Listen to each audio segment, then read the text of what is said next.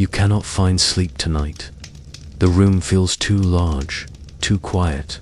The shadows stretch long beneath the gaslight, trembling like distant memories you cannot quite grasp.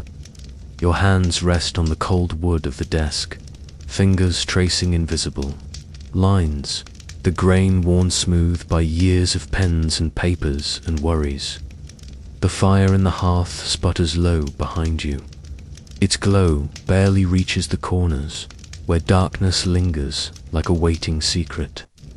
You feel the weight of the silence pressing in from all sides, heavier than the snow piling on the streets outside. Washington is asleep, or so you hope. The streets are slick with ice, shimmering faintly in the dim light of lampposts. A carriage clatters in the distance, muffled and slow, like a ghost wandering lost between yesterday and tomorrow. Somewhere beyond the walls, horses stamp their feet, restless. The cold air seeps through the cracks in the windows and bites at your coat collar. You breathe in slowly. The scent of smoke, paper, and wood ash mingles in the stillness. A faint trace of your wife's lavender hangs on the air, though she is surely asleep upstairs, wrapped in her own sorrow. Your eyes wander to the papers strewn before you, fragile bundles of hope and despair, letters tied with fraying ribbon, notes scrawled in haste, official dispatches stamped with urgency. Some bear the smudges of tears, others the imprint of hands hardened by toil and war. Mothers begging for their sons, soldiers declaring their faith and fear, strangers you have never met pleading for mercy, for justice, for a word. You have read them all, but their voices echo louder in your mind tonight. Each one a thread pulled taut across this fractured nation, stretching to you its reluctant keeper. Your heart aches beneath the steady beat of the gas lamp. You know what is expected of you, what history will demand, but you also know the toll it takes, the loneliness, the doubt, the endless, grinding weight of a country at war with itself. Your fingers close lightly around your pen. It trembles in your grasp, a frail thing against the enormity of what must be done. You press it to the paper, but the ink hesitates. You hesitate. You remember Willie. His laughter still seems to echo faintly in these halls, even though his room is empty now. The loss is a hollow ache, a quiet wound that never quite heals. You wonder if he would have understood, if he would have found hope in your words, or only sadness. Outside, the wind rises suddenly, rattling the window panes like a distant drum. You pause to listen, heart quickening, before returning your gaze to the page. You write not for fame, not for glory. You write because it is all you can do, because the country depends on the power of words as much as the might of muskets, because somewhere beneath the turmoil, there is still a fragile chance that this union can survive. You think of the men in blue and grey, scattered across distant fields and hills. Some will never see home again. Some carry dreams of freedom, others dreams of preservation. You carry their dreams now too, the dreams of millions pressed onto your shoulders like stones. The room grows colder as the hours slip by. Your breath forms tiny clouds in the frosty air. You draw your coat tighter around you, but the chill cannot touch the fire in your mind's burn. Flickering, alive, you are not the statue yet, not the myth, not the voice that will echo through centuries. You are a man tired, uncertain, worn thin by grief and responsibility. You are a man who cannot rest because the future of a nation rests on his tired hands. You close your eyes briefly, tasting the quiet. You imagine the country as it might be whole, free, healed. A place where children grow without fear, where promises mean something, where the scars of war fade into memory. And then you open your eyes. The pen moves, slowly, carefully. The night is long, but you are still here, still writing, still hoping. And so are we. Night finds you awake again, as it often does. Outside, the wind taps gently against the windows, and the fire crackles in the hearth like it has something to confess. You're alone in the study, and your only companions are the letters of them spread across the desk like fallen leaves.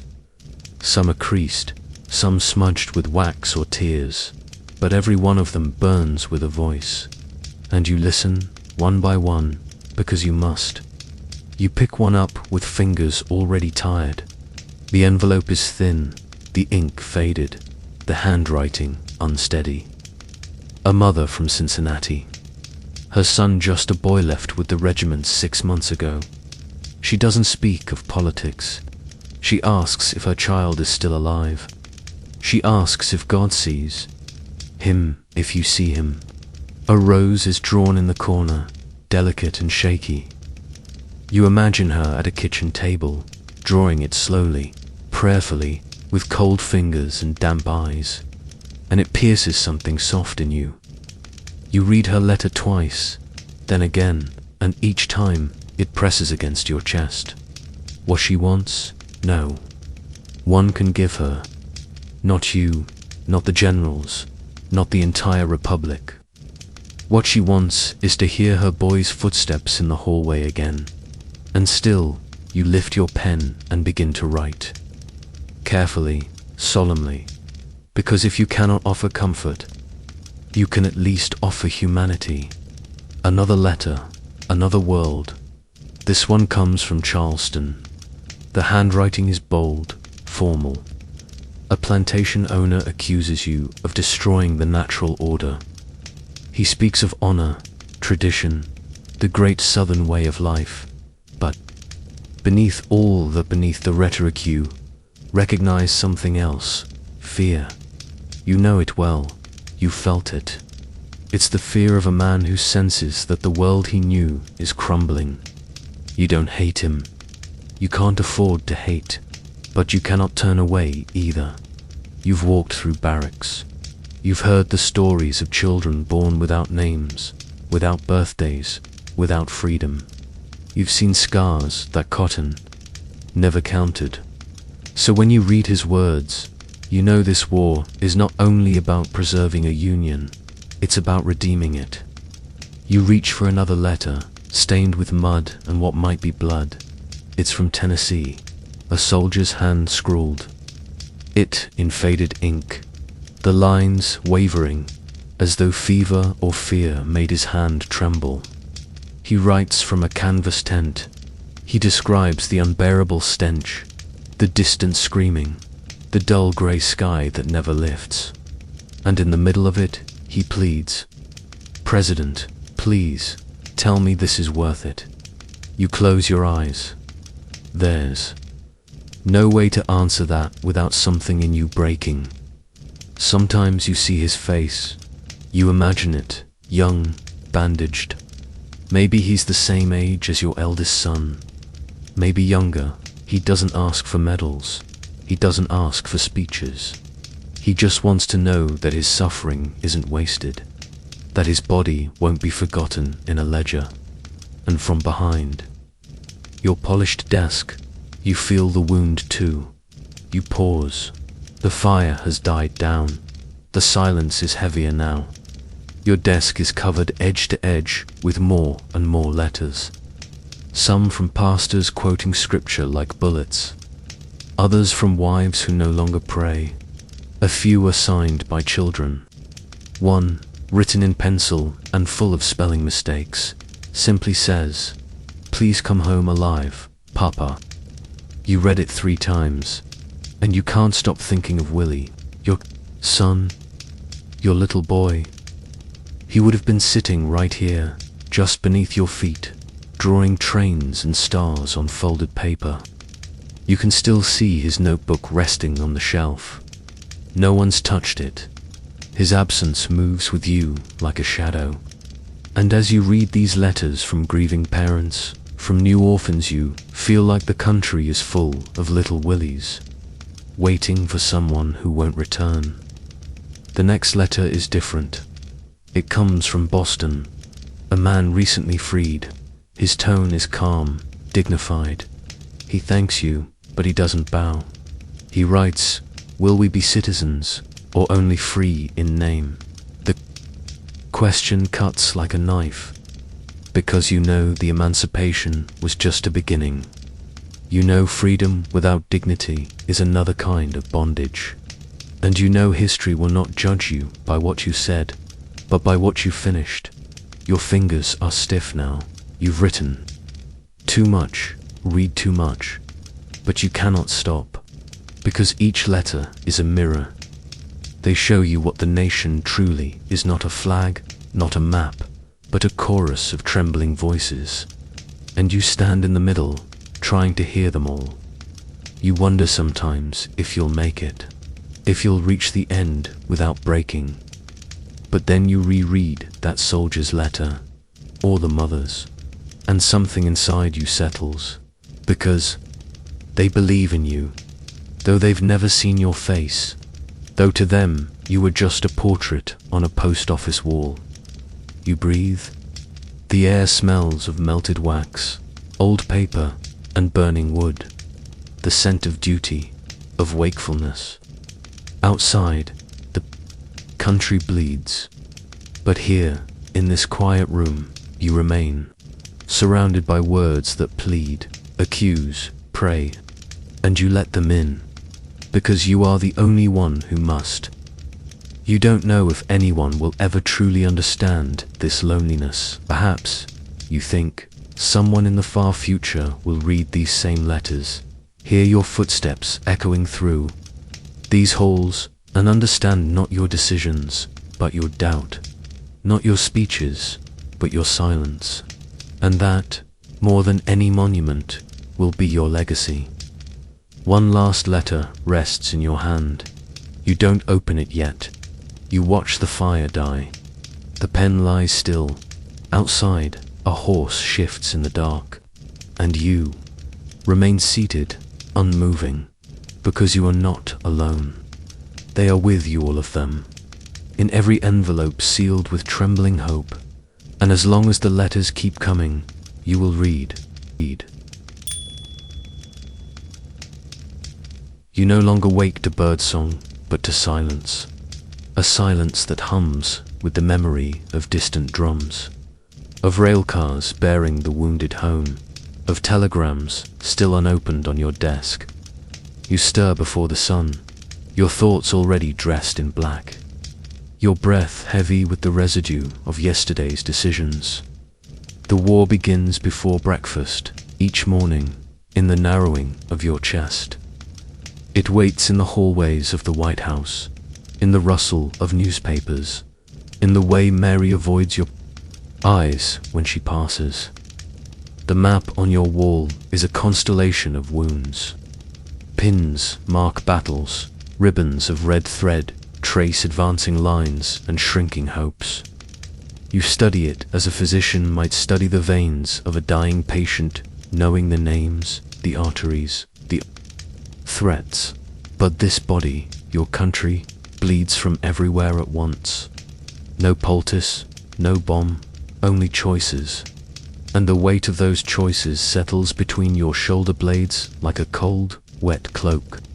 Some evenings, after the generals have left and the halls fall still, you run your fingers over the map's surface. Your fingertips hesitate over Tennessee, over Antietam, over Vicksburg. These are not places anymore. They are absences. Towns turned to ash. Farms swallowed by cannon fire. Children made fatherless in a single hour. And still, you must choose again where to strike next. What lives to wager? What lines to draw? You remember a letter from a mother in Massachusetts. 3 sons, all gone. Her handwriting trembled, but her words did not. Mr. President, If my sacrifice helps this nation breathe free, then I accept it. You folded that letter slowly, as if it might shatter in your hands, and then you wept not for her grief, but for her grace, because you do not feel worthy of such strength, and yet you are called to answer it. In the candlelit quiet of your study, you return to language, not as escape, but as armament. Words are your musket, your shield. You craft them slowly, carefully, as if each syllable could stitch a torn seam in the fabric of the nation. You speak not to convince, but to remind. Remind them of who they were, of who they might still become. And each time you do, you feel something stern on in triumph, but in ache. Because even the most beautiful sentence cannot stop a bullet. Gettysburg haunts you. Not the speech itself, but the breath between words. The pause after they gave. The last full measure of devotion. The wind that caught your voice and carried it into the stillness. You do not remember applause. You remember the silence, the way it hung in the air like prayer. And you wonder if, in that moment, they heard you not as a president, but as a man. A grieving man, standing atop a grave too large to name. Sometimes you speak your speeches, aloud before writing them. You pace the carpet slowly, whispering into the night, testing the weight of each phrase. You picture a widow listening from Kentucky, or a soldier scribbling notes in a muddy trench. You speak to them not to Congress, not to history, to them. Because if your words do not reach their hearts, what purpose do they serve? War is not just fought on fields. It rages in parlors and pulpit sermons, in factory floors and dinner tables.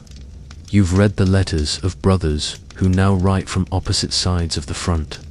Sons who say they no longer recognize their fathers.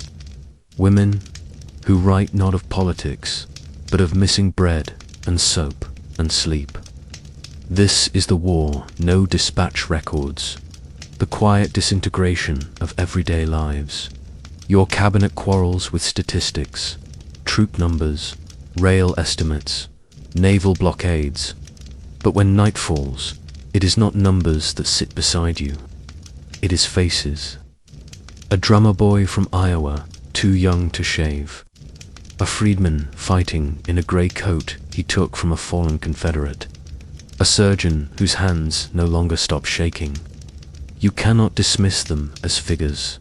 They are your citizens, your responsibility, and yet your power has limits. You cannot unwrite a telegram once sent. You cannot unbury the boys of Shiloh. You cannot make time turn backward or convince the Mississippi to carry its dead home. You are a man with a pen, a man with a burden. And some nights that burden presses so hard against your chest, you wonder if your ribs might give way. Still, you believe, not in victory, but in meaning, that even this darkness must yield something, not glory, but growth. That the soil so soaked in blood might one day feed a nation made whole again. You believe that the dead have not died in vain, not if you can give their sacrifice a shape, a voice, a lasting echo. You write by lamplight, always, never gas, never sun. You prefer the hush of oil, the way it flickers with each breath, as if your thoughts could catch fire at any moment. You do not rush, you do not posture. You write as one carving a name into stone, slow, deliberate, knowing it will remain long after you are gone. The war divides more than land. It divides language itself. Words like freedom and union mean one thing in Richmond, another in Washington.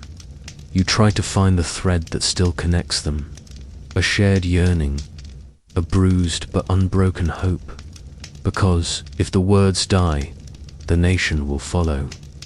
And when you are alone, truly alone, you still whisper it, a government of the people, by. the people, for the people. You let the words fall into the hush like rain. You speak them not to persuade others, but to remind yourself, to steady your own pulse. Because in this storm of blood and iron, you have only one compass, language. The war rages beyond these walls. But here, in the stillness, you fight your battle with ink and breath and silence. You are not the general.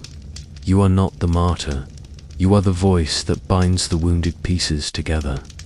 And tonight, with the candle burning low and the world asleep, you write. Because words, when they are true, do not end, they endure. Just like the Union. You remember the sound of splitting wood, the thunk of the axe as it met the grain, the scent of fresh sap in the air. Long before your name was known, before men leaned forward to hear your words, your days were filled with silence and labor. The fence rails you split were straight and strong, designed to hold a shape, to keep the borders of a home intact. You often wonder, was it then, in those long, wordless hours of cutting and building, that you began to understand what it meant for something to fall apart? Your first house was one of shadows and prayer, sparse, cold in winter, leaky when the storms rolled in, but it stood. It held you, held your mother's soft lullabies, your father's stern hands, the quiet grief that followed after loss. You learned there that homes are not made by wealth or walls, but by the fragile commitment of those within them to stay, to hold, to weather. That knowledge never left you, not when the winds outside grew louder, nor when the nation itself began to tremble on its foundation. As you grew, you watched the Union grow. You saw new stars stitched into the flag like hopes on a quilt. But you also saw the tear widening, a rip not from without, but from within, born of contradiction, deepened by denial. Liberty was our creed, and slavery our practice, and the house you saw it lean. You felt it in the quiet contempt between senators, in the way words like freedom and property were wielded like weapons, made to bless or curse depending on the lips that spoke them. You did not enter politics to make war. You entered to build, to reason, to argue gently with the past. You believed in debate like some believe in prayer, that through dialogue, through patience, even ancient wrongs might loosen. But there came a time when no words could reach across the widening gap, when every argument met not counterpoint, but fury. And that was when you first felt it. The house is not merely creaking, it is splitting. So you stood on a stage in Springfield. Your hands were trembling, your voice calm. You spoke not to divide, but to name the division already present. A house divided against itself cannot stand. The words were not yours, they were scripture, but they felt like truth shaped by your breath. And when the crowd quieted, when the echoes faded, you knew what had changed. You had stopped pretending. You had placed your finger on the crack. In the foundation, they called you incendiary. They accused you of pulling down what generations had built. But you knew that naming rot is not destruction, it is the first act of healing. You loved the house too much to lie about its weakness. You loved it enough to imagine it whole again, though the cost of such wholeness would be heavy. You had seen houses divided before, in your own family, brothers who would not speak, a father whose grief had no words. You knew how silence could metastasize, how hurt unspoken could calcify into anger. The nation was no different, its wounds. Older, perhaps, but no less personal. You felt it every time you read a slave's testimony, every time you looked into the eyes of a Southerner who thought their way of life eternal. You carried both their voices inside you. It hurt. Some said you moved too slowly, others too fast. But you were walking a beam precarious, narrow, splintered. Each step had to be sure. You did not fear falling yourself. What you feared was taking the nation down with you. You wrote letters through the night, spoke with care, weighed each sentence as if it might tip the balance, because it might. And yet, you could not avoid the fire. The closer you came to truth, the hotter the air became. Words that once soothed now sparked outrage. Your opponents did not debate, they accused. And still you stood, taller than your frame, because the house needed someone who would not run when the roof began to sag. The Constitution, how they wielded it, as if it were ironclad protection for the status quo.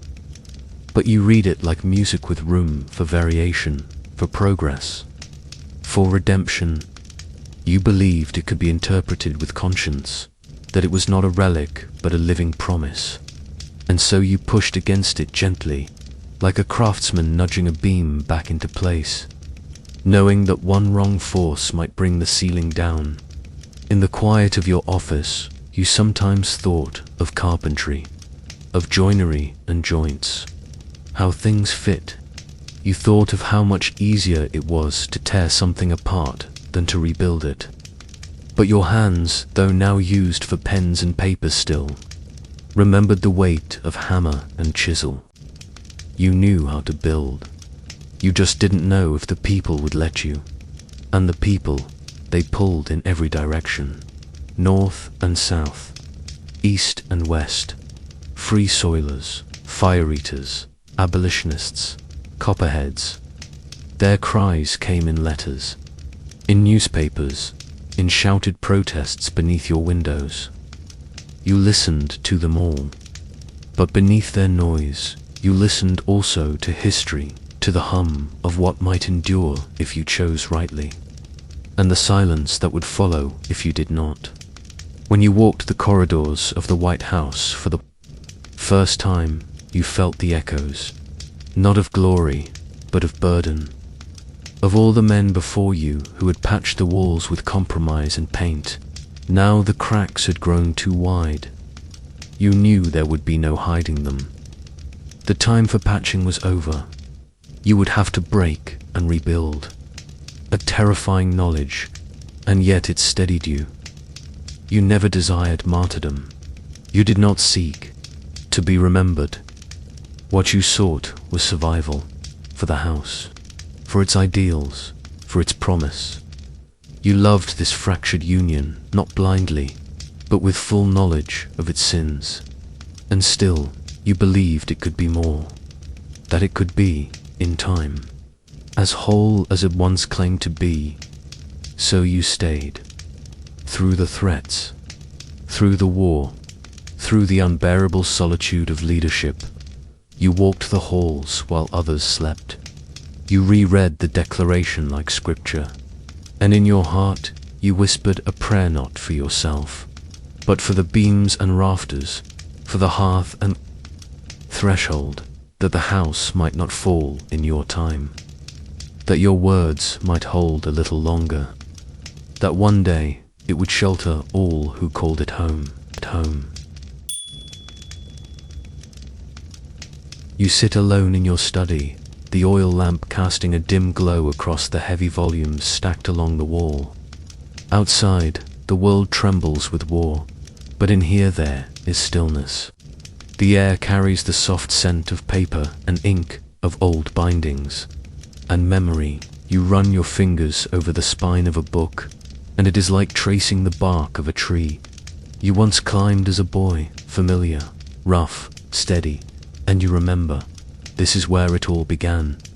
Back then, books were scarce. You read by firelight, your breath frosting in the winter air that slipped through the cabin walls. You had no tutor but hunger for words, for meaning, for something more than what the soil could yield. A borrowed Bible, a tattered Shakespeare, the lives of Washington and Franklin, smudged with the dirt of your hands. Each line you Read carved itself into your bones, reshaping you quietly, relentlessly. You didn't just read, you listened. You held each sentence in your mind, letting it echo, letting it settle. A phrase from Proverbs, a line from Hamlet. They lived with you, traveled with you, like trusted companions in the long corridors of thought. And even now, with armies under your command and a fractured union beneath your feet, you turn to those same words in search of something firm, something incorruptible. In the White House, the books line your shelves in neat rows, but their voices remain unruly, insistent. They do not bow to office. They speak with the same urgency they did when you were a barefoot boy on the frontier. They ask you who you are, what you believe, what you are willing to lose. You never read for comfort. You read to feel the weight of truth pressing against your chest. There are volumes you cannot open anymore, not because they hold pain, but because they hold a past you can no longer reach. You think of Willie, his small hands flipping through pages, asking questions you sometimes couldn't answer. He was bright, so bright. He read with your intensity, your curiosity, when he died. You found one of his books on the floor by his bed. You picked it up. You couldn't put it back. The silence after his death was unbearable. Not just the absence of laughter or footsteps. It was the silence inside you. The part that always found solace in words grew quiet. Books no longer answered.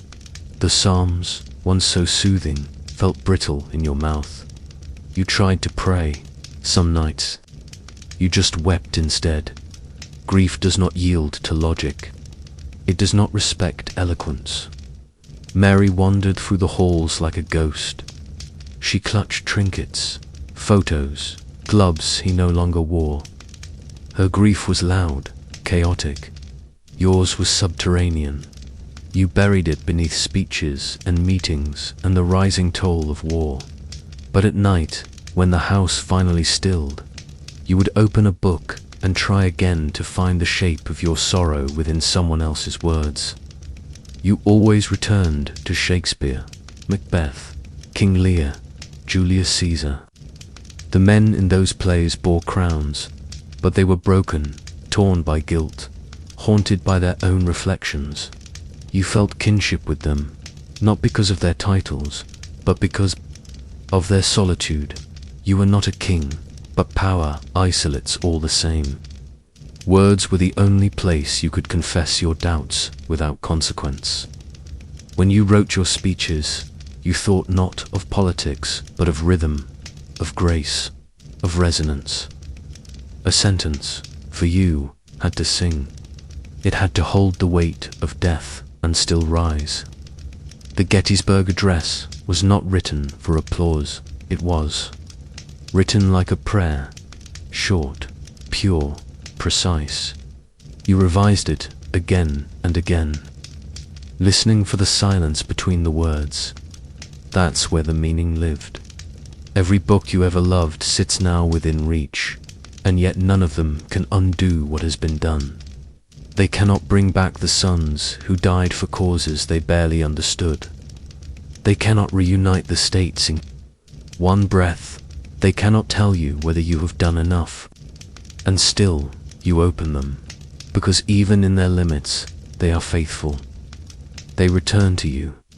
They wait.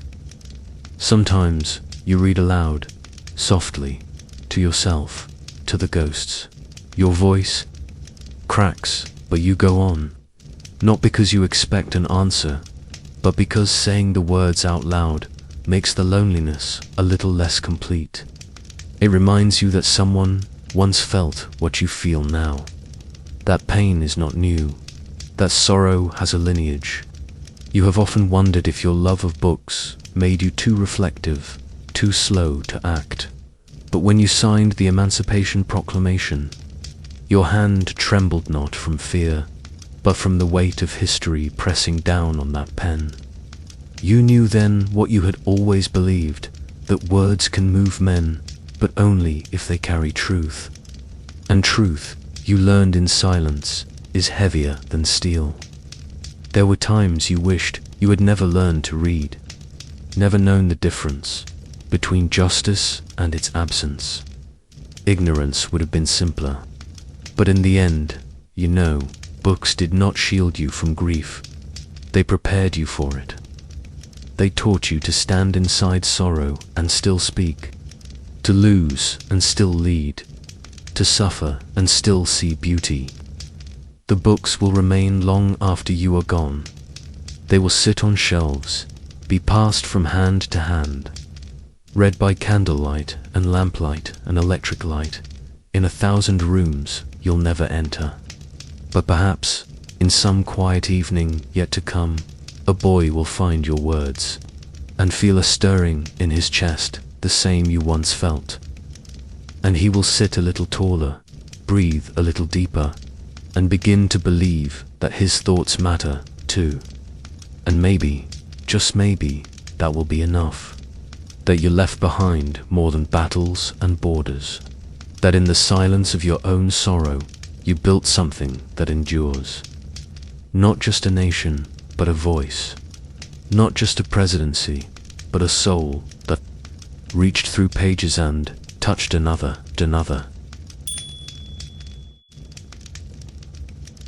The night is cold and still, wrapped in the hush that follows snowfall. The hearth has burned low, shadows flickering faintly across the books on your shelf. You sit at your desk alone, the air heavy with lamp oil and paper.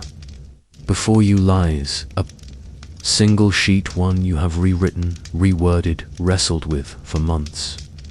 Tonight there is no counsel, no applause, no cannon fire in the distance, only the whisper of your own breath and the weight of what you are about to declare. The pen rests in your hand, light and ordinary, and yet, as you turn it between your fingers, it feels heavier than any sword, heavier than the axe you once swung into frozen trees, heavier than the grief that sits beside you like a silent friend. This pen, tonight, will not cut wood or strike steel, it will divide history. With a single gesture, you will tell the world what this war truly means. You lean forward, elbows pressed against oak worn smooth from years of worry. Your fingers hover above the paper. It is not hesitation, it is reverence. You are not merely signing a policy, you are naming a promise, long, broken, and trying to make it whole. You are speaking to generations unborn, to men and women whose chains have bound not just their bodies, but their dignity. And you are saying, now, at last, you are seen. You remember the stories that reached your desk, hundreds of them. Letters from generals, from abolitionists, from black soldiers and grieving mothers. You remember the escapees who crossed lines in the dead of night with bleeding feet and babies strapped to their backs. They called you Father Abraham before you had earned it. You carry that name now like a burning coal against your chest. Some days it warms you, other days it sears. There were voices who told you to wait. Not now, not yet, not when the Union hangs by a thread. But you've read the scriptures, you've weighed the law. You've listened to your own silence in the hours before dawn. And the truth came not like a trumpet, but like a slow, rising tide. To preserve the Union, you must also redeem it. To win the war, you must name what it was always about. And freedom, that hard, unpolished, uncompromising word must be placed at the center. The document is precise, legal, dry on the surface. It speaks of rebellion, military necessity, loyal states, and executive powers. But underneath its cold construction lies something pulsing, something sacred. The line glows in your mind before your eyes even reach it. All persons held as slaves shall be then thenceforward, and forever free. You whisper the phrase like a prayer. It doesn't echo, it settles. You dip the pen in ink and begin to write, slowly, carefully. Your hand aches. The muscles, so long accustomed to tension, betray a tremble. But you push through it. Each letter is deliberate, pulled from the depths of your conviction.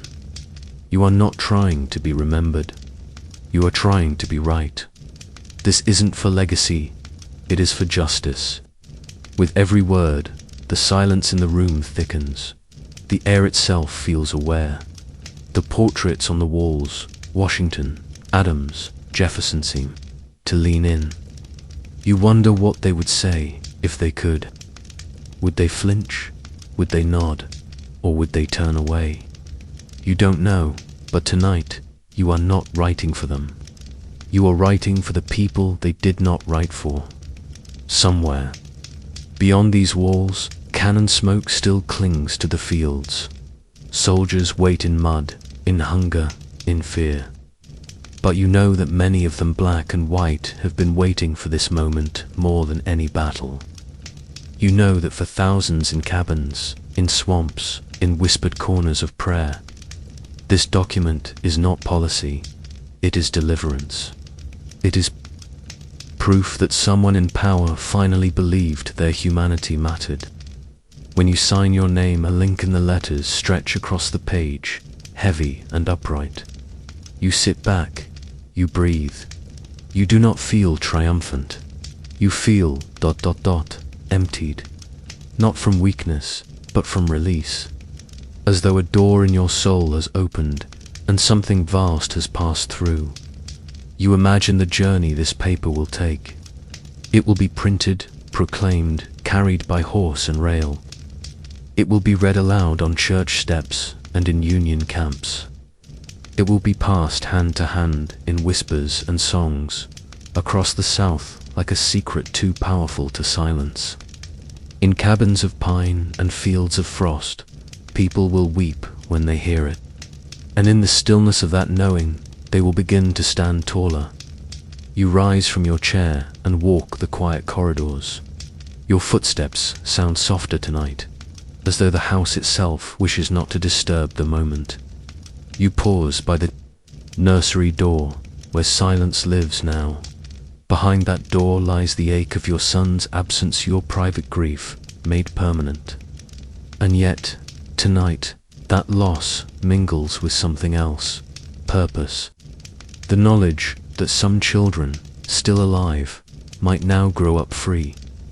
You do not believe in perfection. You have seen too much of war, of men, of yourself. But you believe in motion, in turning, in that long moral arc you once described. And tonight, you feel the arc shift, if only slightly, toward justice. It does not bring peace, but it brings direction. In the dim hours before dawn, you return to the desk. You touch the parchment once more, as if to reassure yourself it is real. You do not know what the future holds. You know only that this moment cannot be undone, and that, whatever else they say of you, they will say, he did not flinch. Outside, snow falls softly on the roofs of Washington. Inside, the ink dries. A nation groans toward something new, not yet whole, not yet healed, but waking. And you, Abraham, are no longer merely a witness to history. You have become its instrument, and history has heard your voice. Long before your pen scratched across paper, before your signature dried beneath the flicker of gaslight, they already knew. Not the generals, not the politicians, not the editors or preachers. The ones who knew first were those who had never been told anything. The ones who lived beneath the notice of history. The ones whose freedom had always existed only in song or dream. You sit now in the White House, but your mind wanders far from its whitewashed walls. It travels south, to places no map records. Accurately, 2 cabins half sunk in swamp mud, 2 fields of brittle corn under low, grey skies. In those places, they felt something stir. The air changed. The birds moved differently. Someone whispered that something had been signed. You never saw them gather in the hush of dawn, before the overseer's shout, before the sun rose, angry and white. You didn't hear the way they hummed a new note into their work songs. It wasn't joy not yet. It was knowing. The kind of knowing that doesn't need evidence. A truth passed from one face to another, through the quiet nod of eyes meeting. Across rows of cotton, they had no radio, no telegraph, no printed broadside nailed to the trees. But news like this doesn't need wires. It moves on wind, on firelight, on the breath between mothers and daughters, between strangers who never speak aloud but understand everything. They heard it in the distance of the dogs barking, in the nervous silence of the white men at dinner, in the sudden absence of the whip one morning.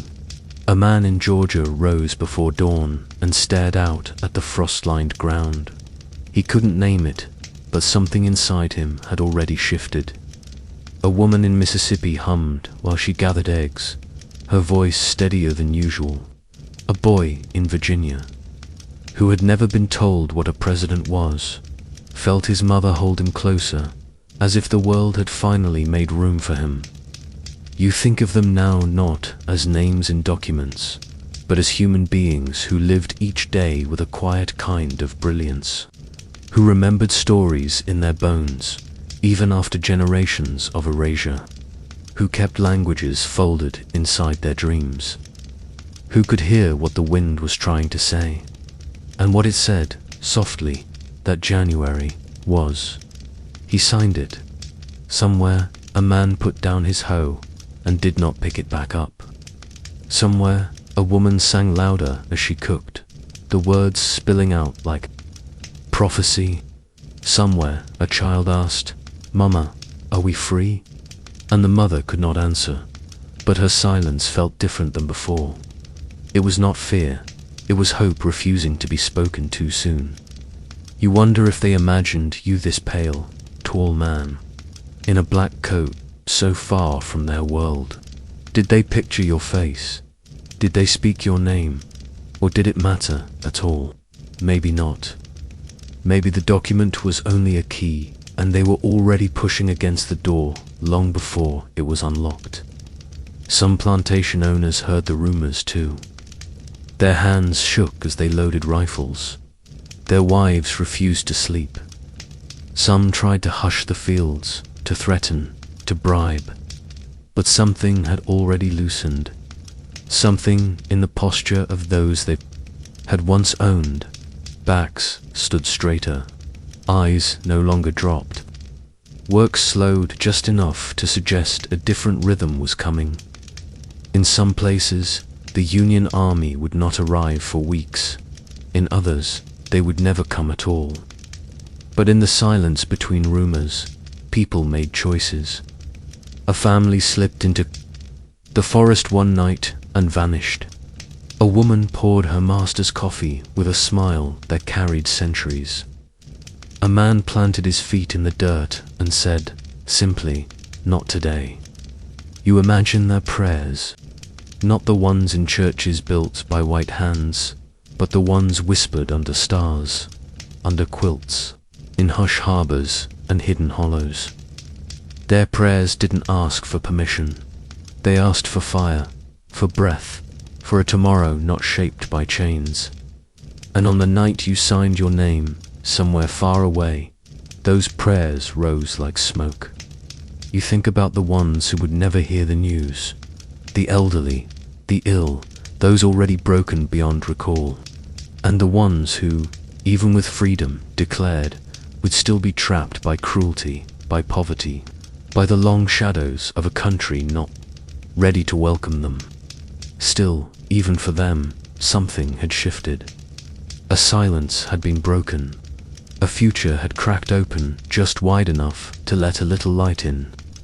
You never saw the first celebrations, not the hidden dances, not the joyful tears, not the cautious smiles passed across fields, but they happened. Some wrote freedom in the dirt with sticks. Others simply stood in the sun and let themselves feel its warmth without shame. It was not a parade, it was not a headline. It was quieter than that, more sacred. Later, you would stand in rooms where generals saluted and editors praised. You would shake hands, accept thanks, write more words, but nothing would compare to what happened in those unseen corners of the South, where unnamed men and women who had waited longer than any constitution allowed finally breathed without asking.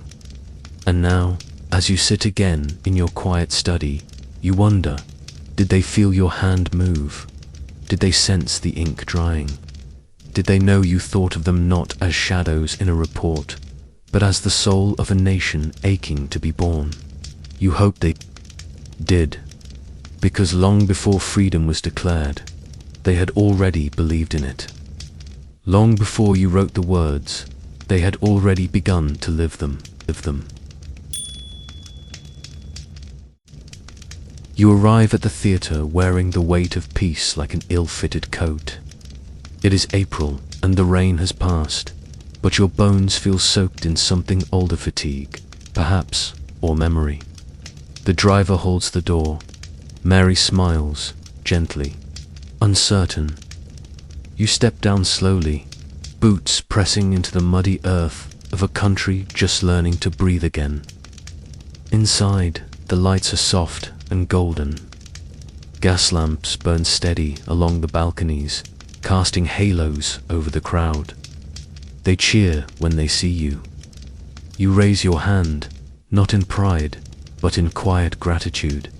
You never sought the noise. You always listened. For the stillness beneath it, you climb the stairs to the presidential box. Each step creaks. Each step reminds you of 1,000 others, the halls of Congress, the camps, the hospitals, the pain etched into the walls, the bodies too broken to stand, the eyes that begged for answers you never found. The box is draped in bunting. Red, white, and blue folds ripple with the soft current of air, like the lungs of a tired idea still, fighting to breathe. The flag feels heavier than it used to.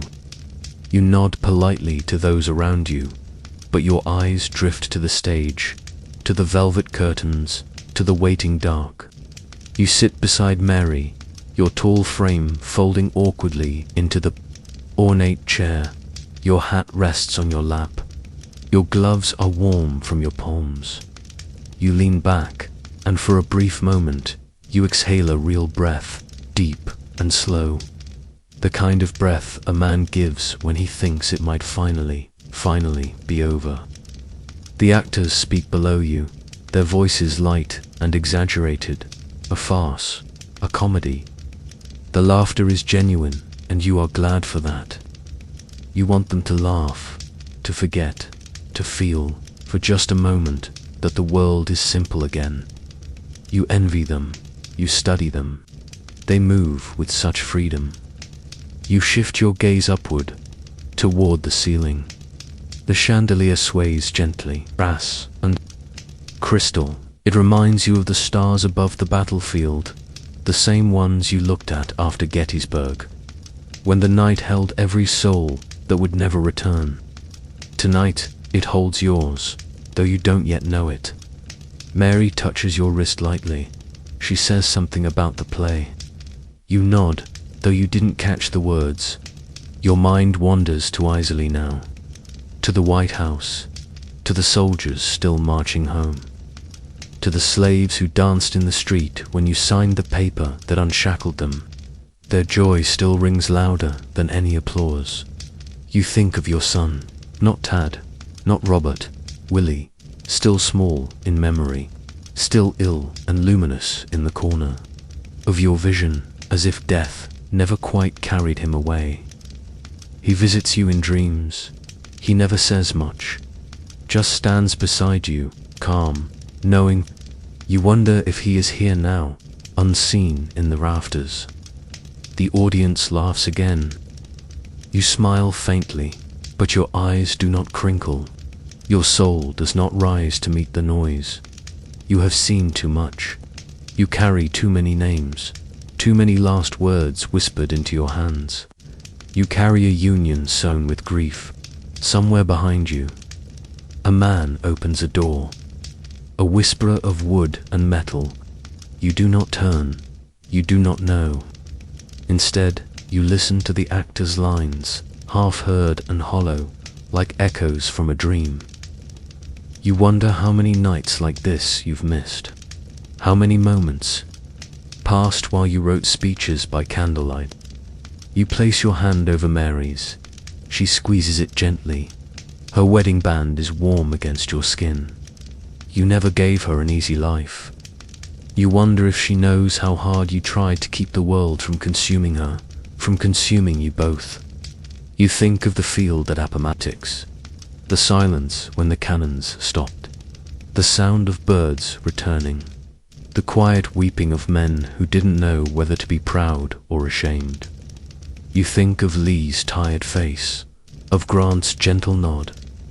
You think, perhaps peace is possible, even if it does not come for you. The chair beneath you creaks. You do not move. The theater has become a chamber of memory. Every color, every lamp, every footstep feels wrapped in gauze. You are drifting, not asleep, but somewhere between. As if this is not a moment, but a curtain call.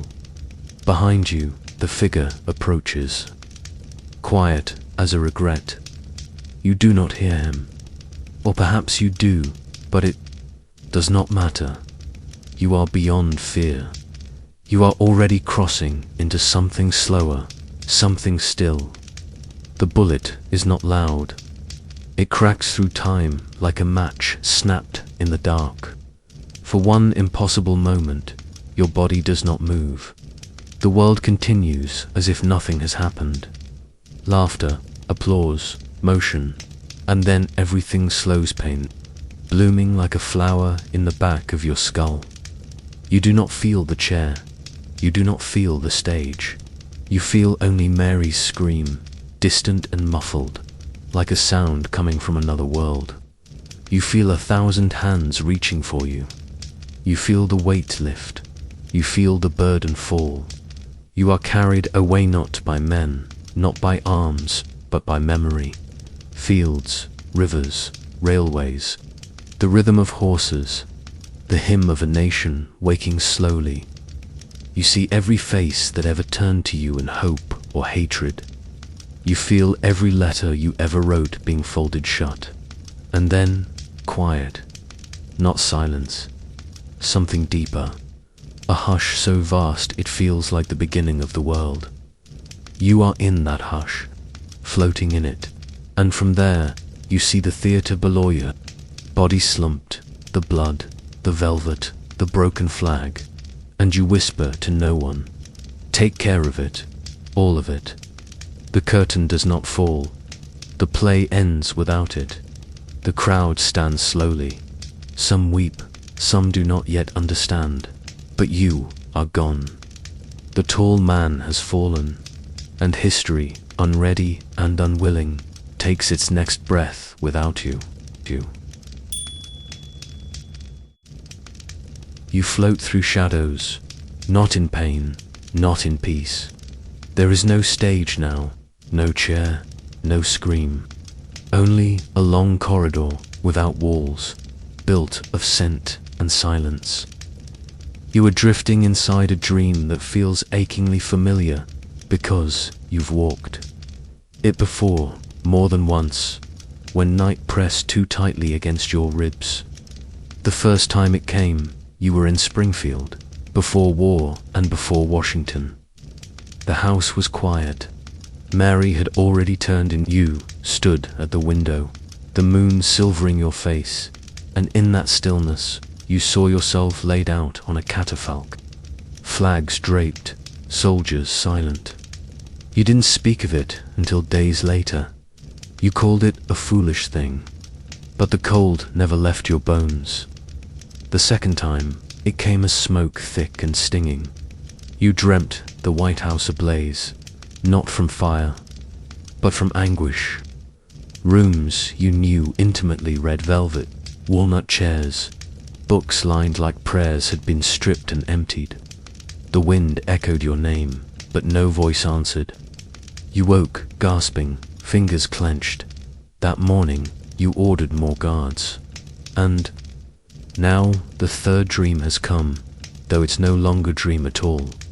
It walks beside you like a twin you never acknowledged. You do not run from it. You never did. You've always known your time would be taken, not offered. You feared only that it would come too soon to finish your work. But the words have been written, the ink has dried. In this space between, time is a river folding in on itself. You step into moments like stepping stones, some from long ago, some that never happened at all. You see your mother's hands, rough from work, but gentle with your fevered brow. You see your father, distant, unknowable, shaped more by absence than memory. Tad appears to you here, giggling, chasing a wooden horse across a floor that does not exist. His joy is unbroken. He does not yet know grief. You wish you could stay with him, curl beside him, and whisper stories until sleep comes. But even in this world of half-light, you know you're not meant to linger. Then the hallway turns. The dream shifts. You are in your office again, alone, writing by candlelight. A letter lies unfinished, its ink blurred by a tear you didn't know had fallen. You reread the last sentence. This nation, under God, shall have a new birth of freedom. And in the dream, you whisper it again, not as a promise, but as a prayer. You recall the woman in Richmond formerly enslaved, newly freed, who touched your coat and wept, not from awe, but from exhaustion. You did it, she whispered, but you knew it was not you alone. It was the 1,000 nameless who marched, bled, and endured. You carry them now in the folds of this dream, their voices sewn into its seams. The theatre flickers into vision again, not as it was, but older, worn, echoing with the laughter of the living and the hush of the dead. You see Booth's face, not triumphant, not angry, but afraid. You realize, in this space beyond time, that he was not your opposite. He was your mirror, shattered and blind. You remember your last cabinet meeting, the jokes, the half smiles, Stanton's eyes, always reading the room for weakness, Seward's calm. You spoke of reconciliation that day, not revenge. You said, let us bind up the nation's wounds. You wonder if they will remember that line, or only the blood. The dream deepens. A fog rises. You walk barefoot now, through fields that smell of gunpowder and lilacs. The scent is disorienting war and spring, grief and beginning. You bend to touch the grass. It breathes beneath your fingers. The land, though wounded, is still alive. Voices rise in the distance. Not words, songs, spirituals carried by the wind, sung by those who labored under chains, now free to lift their voices. The harmony weaves around you. You do not sing, you listen. In their song, your name is not spoken, but your shadow walks beside them, and that is enough. Then comes the coffin, not yours, not yet, but so many others. You walk beside a funeral, train with no engine, no end. You count the faces, white, black, Union, Confederate, mothers, sons, presidents of tomorrow, martyrs of yesterday. You are not weeping, you are the weep. the memory of Mary returns. She is younger here, laughing, before grief hollowed her, before politics built walls between your silences. She turns to you now, in this dream, touches your face, and says, "Come back." But you cannot, and she knows it. A candle appears, floating in the air before you. The flame is steady. You reach for it, but it remains just out of reach. This is the light of memory, the light of unfinished work. You understand now why prophets die young. They carry too much of the future in their blood. You see Washington not the city, but the man. You do not speak to him, but he nods. You are two ghosts nodding across centuries. Two soldiers of the Republic. He fades like mist, his cape dissolving into night. A door stands before you now. No handle, no frame, just light behind it, pulsing like a heartbeat. You step toward it, not in fear, but in readiness. You've made peace with the unfinished. You've made peace with the unknowable. Your name drifts in the dream, not as a title, not as a monument, but as a whisper in the wind. You do not need it. You were never the marble. You were the voice that trembled beneath it. One last image comes, the cracked bell of Philadelphia, silent but never broken, a reminder that freedom always rings, even in silence, even in dreams, even in death. And then you are gone. The dream closes, the light fades, and a nation wakes. Without you, but forever changed by the man who once dreamed of a house undivided. You remember that morning, not for its ceremony, but for its silence. No fanfare could drown the weight that clung to the air, for years of war had left the nation not triumphant, but trembling. The Capitol dome, finally complete, loomed above, like a question mark, not an answer. You stood beneath it, not as a conqueror, but as a man weathered by sorrow. The crowd was larger than before. Black faces now mingled among white, no longer enslaved, but not yet truly free. Soldiers stood, at attention, their uniforms worn, their eyes weary. You saw no celebration in their expressions, only endurance. They had given too much to cheer. The rain fell softly at first, as if the sky itself wept with you. You held your speech in one hand and the railing in the other. You needed its strength. These words were not meant to inspire. They were meant to confess. You were not asking for applause. You were asking for understanding. Both parties deprecated war. You began, your voice low but clear. But one of them would make war rather than let the nation survive, and the other would accept war rather than let it perish. And the war came.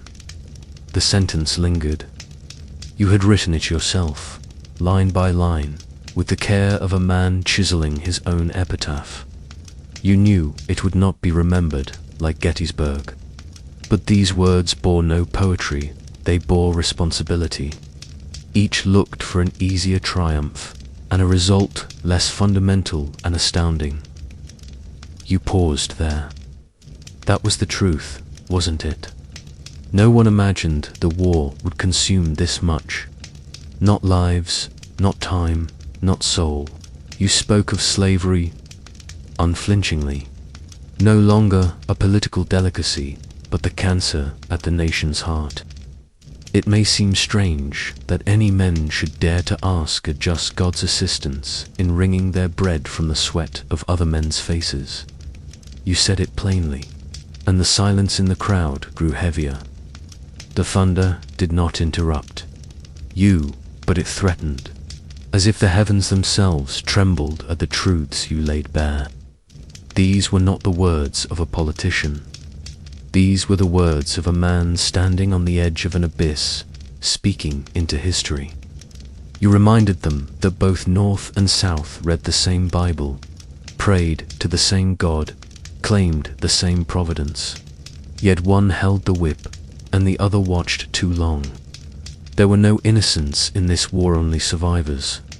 The Almighty has His own purposes. You said it not with certainty, but with awe. You were never comfortable cloaking your decisions in divine will. You did not presume to know God's plan, only that it moved through suffering, not above it. Your words had weight because they cost you something. Every syllable you spoke had passed through nights of mourning, the sound of boots on frozen ground, letters returned unopened, rooms left empty. You were no longer the Illinois lawyer. You were the nation's scar made flesh.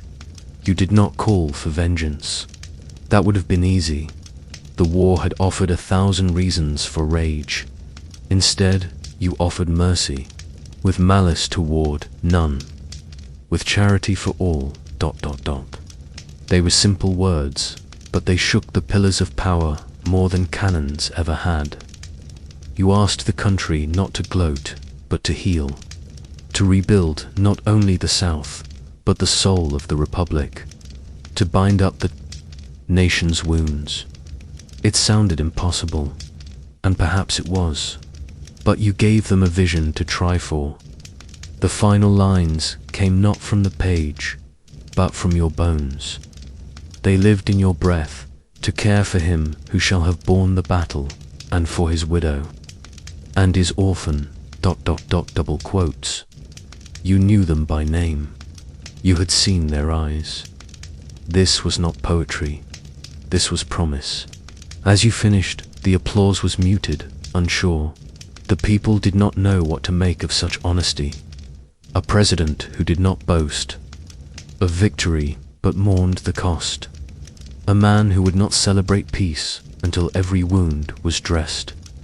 The rain stopped then, briefly. A shaft of light broke through the clouds and touched the Capitol dome. You noticed it, but said nothing. You never trusted signs, but in your heart a warmth flickered. Perhaps not certainty, but perhaps there would be time to finish what had begun. That night, you walked the halls of the White House barefoot, your steps quiet on the wooden floors. Mary asked what you were thinking. You said, "We're almost through this, but the hardest part is yet to come."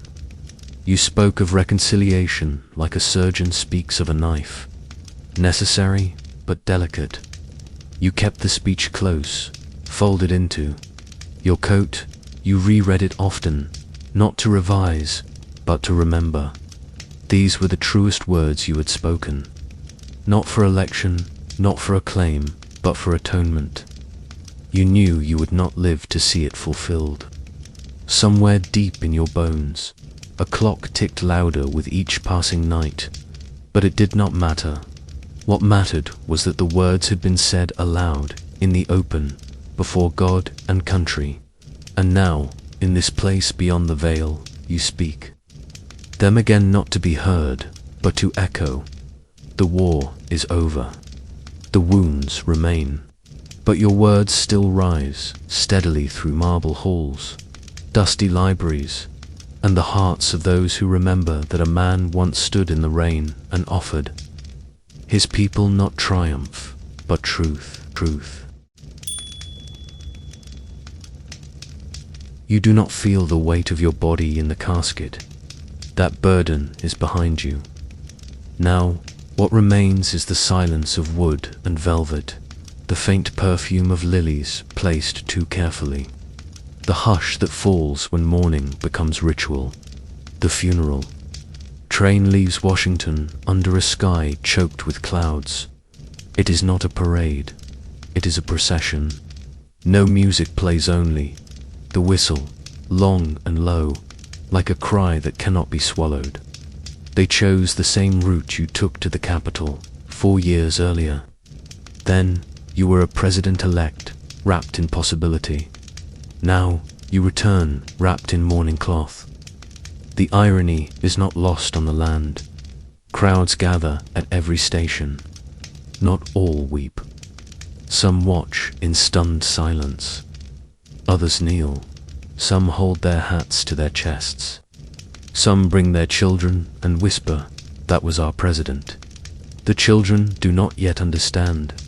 The engine rolls through Maryland into Pennsylvania. You pass through the same towns that once cheered your name. But the cheers have turned inward into candles, flags at half-mast, and black sashes stretched across balconies. You pass Gettysburg. The soil still remembers.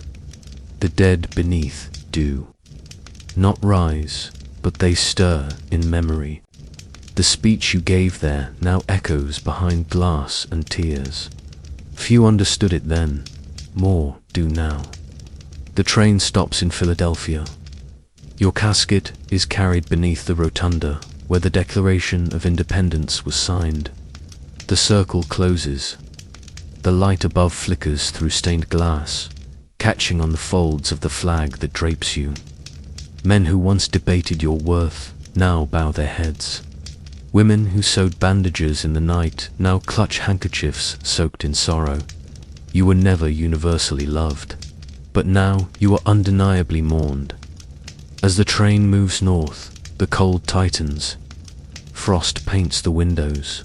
Snow falls in lazy spirals, as if time itself slows to watch you pass. Even nature pauses. Even the wind lowers its voice. In New York, thousands file past your body. Some reach out, though they know they cannot touch you. Some fall to their knees. You are no longer a man.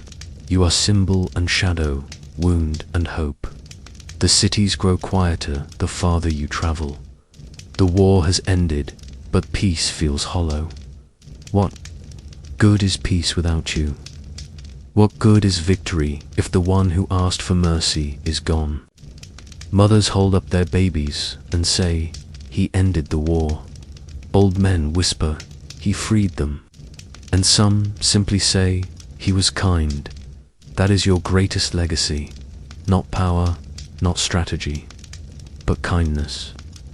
In Cleveland, a storm nearly derailed the tracks. The train slows, but it does not stop.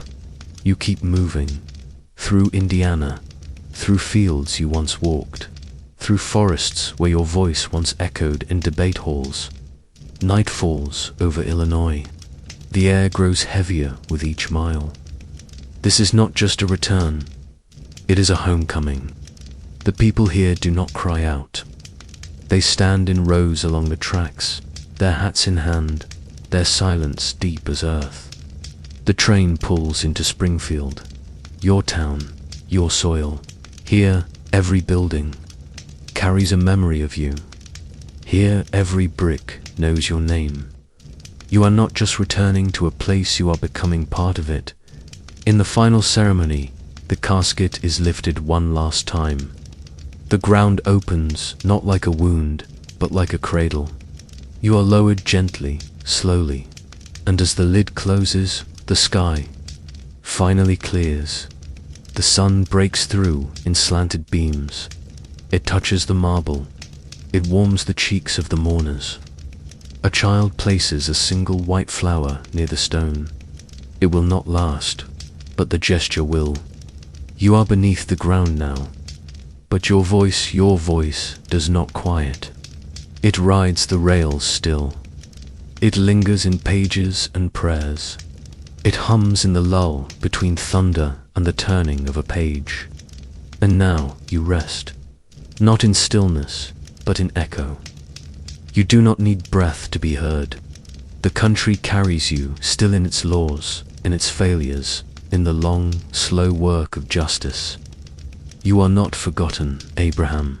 You never will be. You ride onward in dream and story, in oath and argument, in quiet steps across the Lincoln Memorial floor. The train is gone, but the journey continues. You have walked far enough through dust and blood and contradiction, and now the road finally flattens into quiet shadow and the night.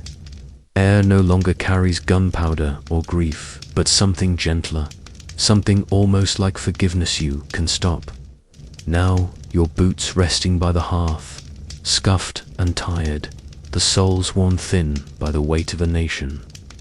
You tried to hold together with words and longing and steady resolve, even when the storm was louder than your own heart. No more telegrams will arrive tonight. No news of troop movements or border fires or bloodied hospitals in Virginia. Only the soft murmur of wind through curtains and the hush of the world catching its breath. The candle beside you flickers once and holds still, its glow like a whisper, pressed against your cheek, warm, patient, quiet. The Emancipation Proclamation lies folded now, ink faded slightly, yet still alive. Because freedom does not sleep, and neither does the memory of those who wrote it with trembling hands and relentless hope. You are no longer a father of war, nor a widower of peace, nor the weary bridge between centuries. You are simply here, in this breathless hour before dawn, where silence carries your name like a lullaby. Let the tall hat rest gently beside you, its brim no longer needed to shield you from the cruelty of stairs or the weight of expectations. Let your hands unlace, your fingers relax, your shoulders soften, because there is nothing left to hold together. Tonight, the house you once said was divided now stands, cracked but upright, trembling but still there, still arguing, still dreaming, still stumbling forward into light. Because of youth, they do not always speak of you kindly or fairly. They do not always remember the long nights you spent with trembling fingers over speeches they would never hear, but they carry your echo in courtrooms, in classrooms, in protests, in songs. You are not forgotten, not lost to time, not buried beneath the noise. You are stitched quietly into the soul of a nation that still aches to be whole. Sleep now, Mr. Lincoln, sleep as the stars blink softly above the Potomac. Sleep as the wind brushes the fields of Gettysburg like fingers across old scars. Sleep as children study your face in books they barely understand, yet hold to their hearts like a promise. Sleep as the train rolls on through midnight towns, past the weeping crowds and hushed stations, its lanterns glowing like fireflies carrying you home. You do not need to rise again. Not tonight, not tomorrow, for your rising was once enough to bend history toward compassions. So let the darkness gather around you gently, like a blanket stitched with silence and sorrow and reverence. Let the long breath leave your body. Let it rise into the rafters, the clouds, the quiet beyond sleep.